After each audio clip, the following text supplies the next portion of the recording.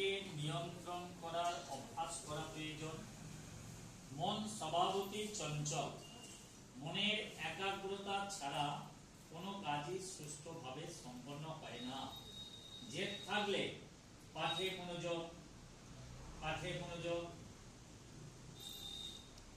মনোযোগ আসবেই। পরীক্ষার সময় মনোযোগ আপনা আপনি বেড়ে যায়। প্রবল ইচ্ছা শক্তি চাই। স্বামী বিবেকানন্দ বলতেন, টু মি, আমার কাছে the very essence of education, শিক্ষার সবচেয়ে বড় প্রয়োজনীয় জিনিস ইজ কনসেন্ট্রেশন অফ মাইন্ড, মনের মনোযোগ, not the collection of facts. Facts মানে বস্তু, বিষয়বস্তুগুলো নয়।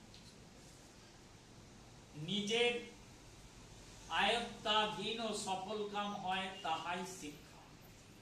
আরো শুনেছি, মনকে একাগ্র ও নির্লিপ্ত করিবার ক্ষমতা বর্ধনে শিক্ষা শিশুদের একই সঙ্গে দেওয়া উচিত।